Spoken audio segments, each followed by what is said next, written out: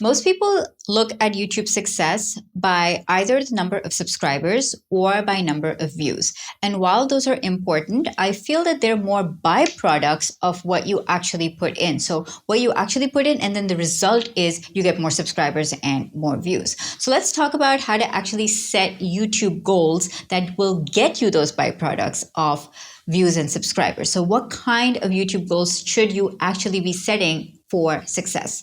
Let's talk about that. Are you ready? Hey go-getter, it's Salma Jafri. I'm the founder of YouTube Launchpad, the foundational course for growing your personal brand with video. Be sure to subscribe to this channel if you want to grow your visibility, credibility, and profitability with YouTube, and also hit the bell notifications so that you're notified of new videos. And now let's begin. Now, one thing I want to make really clear about YouTube success is you don't actually need to have a huge amount of views and subscribers to be successful. But what you do need to be doing is you need to be tracking the right numbers. So you don't need a huge amount of numbers, but you need to track the right kind of numbers. So the first number that you want to track is the number of videos goal. I find that this is a really good goal to set because you are 100% in control of how many videos you make. I find that one video a week is a really great frequency for most people starting out, especially for YouTube business channels. If you have like another kind of channel, then maybe more would be better, or less might even be better. But one video a week is a really great consistent frequency of creating YouTube videos. So if you are planning out your next year on YouTube, then chart out the 50 or 52 videos that you want to make for the next year. And that would give you a really great goal to aim for. It will get you on the right track. It will make you feel committed, like you know what you're doing. And the next step to do would be to kind of form a content strategy around each of those 52 videos, right? And so what I would love for you to do is, after this video is ended, go and watch this playlist of mine, which I'm going to link to up here, on video content strategy. So that is how you're going to be able to actually map out those 52 topics for creating those 52 videos to get that consistency and meet that number of videos goal. Now, I normally do one video a week, but between March and May this year, I actually upped my frequency of video creation and I started creating 2 videos a week. And yes, it did have a very positive effect on my YouTube channel. And you can go watch this video to see exactly what happened when you increase your frequency, at least what happened to my channel. A next goal to aim for is to increase your CTR goal. CTR is click-through rate. And nobody's going to watch your video if they don't actually click your video. So before you can move on, you want to make sure that you are creating titles and thumbnails in tandem in this beautiful, compelling combination that would make them click worthy. Like people would actually be drawn to clicking on them when they see the impression of your thumbnail come up on YouTube, right? So YouTube says that most videos get a CTR of between 2 to 10%. So if you are within that range, that's perfectly normal. If more, then that's better. But also keep in mind that CTR actually fluctuates. So when your subscribers see your videos, CTR tends to be higher. And then when YouTube shows it to more and more new people, CTR may fluctuate because when new people, they're not yet familiar with your thumbnail or your videos, they may not click immediately, right? So CTR tends to fluctuate the more YouTube sends your video out to new people. Now, the key thing that I like to track is, are my subscribers clicking on my thumbnails and my titles? So within the first 24 to 48 hours is when I track my CTR for a new video. And that is a good goal for you to set for yourself. So in your first 48 hours, try and improve the click-through rate of your videos. When I first started, it was like around 2%-ish or something like that. And now it's almost 5% on average. If I look at the last 28 days or so, it'll be even higher, like 7% or so. And for specific videos, it's like 12% or so, really popular ones. So it varies over time, but you just want to keep track of your CTR numbers.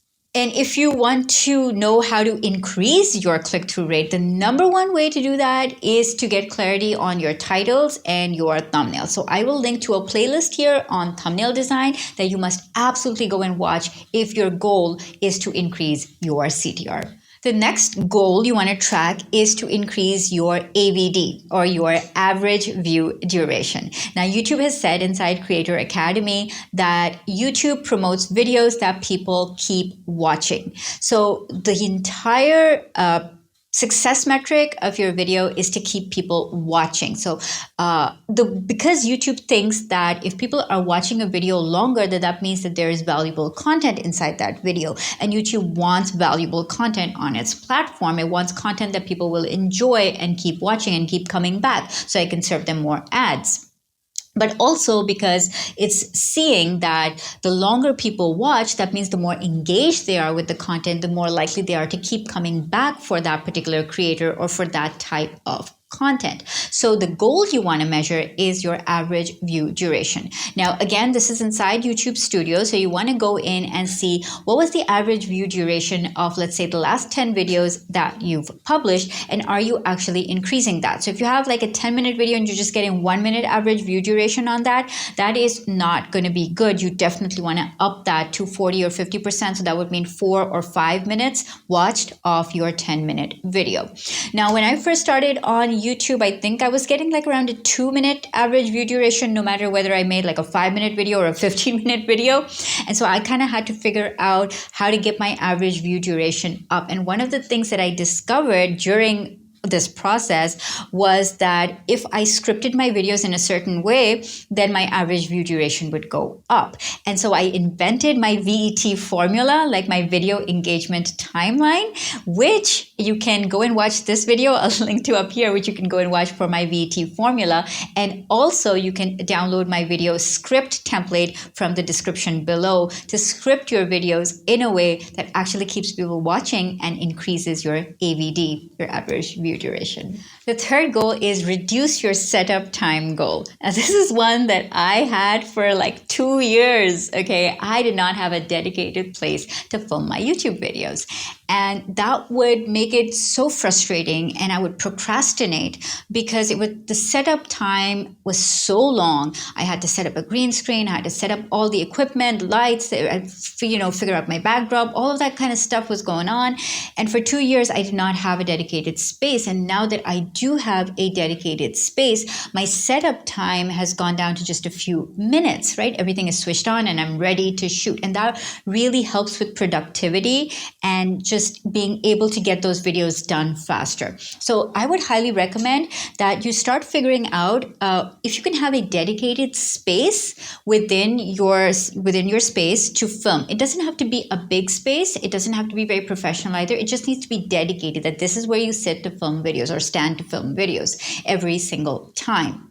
And so I would say that the way to think about this goal is to think about getting your framing right, getting your audio figured out, and getting your lighting figured out. And then the fourth important element is figuring out your backdrop. So you need to know what it all looks like in the final frame. And so I would recommend you to go and watch this video on backgrounds and what kind of background look to aim for depending on the vibe that you're going for in your video. So reducing your setup time is a really good goal to set for YouTube productivity. One of my big goals is conversations goal on YouTube. Now, what I mean by that is a lot of people just sort of view their viewers as numbers or statistics. I don't do that. I look at my comment section.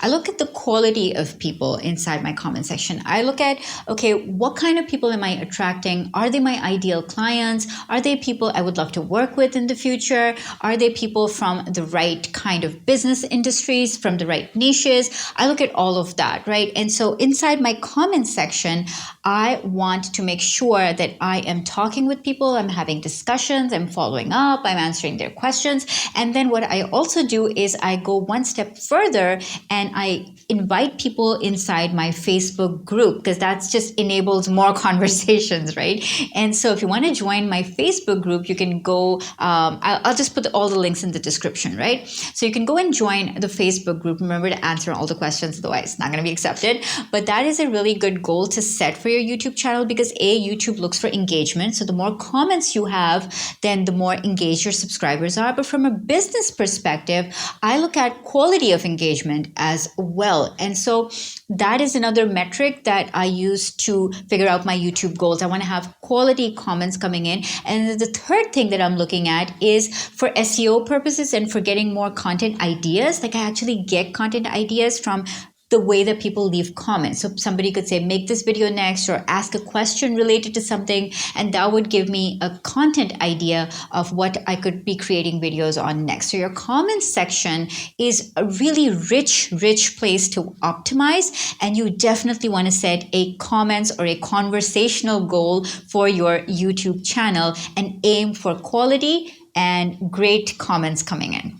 Another goal to set, which I think is so valuable for business owners, is your conversions goal. So I use YouTube for getting people on my email list, because once somebody is on my email list, I can have a more direct connection with them. And I don't want to rely on YouTube, because sometimes you may not see my videos, you may not get notifications. So I want to be able to have that direct connection with you, right? And that is best done on email. It's very one-to-one. And so if your goal is to have a business YouTube channel, then driving people from your YouTube channel to sign up to your email list is something that should be a major goal for you. So for example, right now, when I measure conversions, I get like about 100,000 views every single month. And on the basis of that, I get about 400 to 500 email subscribers. So that would be a 0.4, 0.5 conversion rate. Now, it's not very scientifically measured right now, because I'm not tracking it very closely, but I have a general sense of what kind of conversions I'm getting from my YouTube channel. And so what you want to do is, if you want to increase conversions, you want to make sure that you are offering a lead magnet. There are words for it, like freebie, opt-in, whatever, right? So you want to make sure you're offering a lead magnet so that people will give you their email address and get your lead magnet. It has to be relevant to the video that you're creating, right? So that is one way of increasing conversions. And if that is a goal for you, then that's a good one to set for a business YouTube channel. If one of your goals is to make more money from your YouTube channel, you want to download my 13 income streams. It actually walks you through 13 different ways of making money from your YouTube channel. The link is going to be down in the description. The video I want you to go and watch next is, what skills do you need on YouTube to meet your YouTube goals? Go watch that and then tell me in the comments below which one of these goals is a goal for you. And if you want to add your own YouTube goal, let me know in the comments below. I'll be looking for you inside the comment section.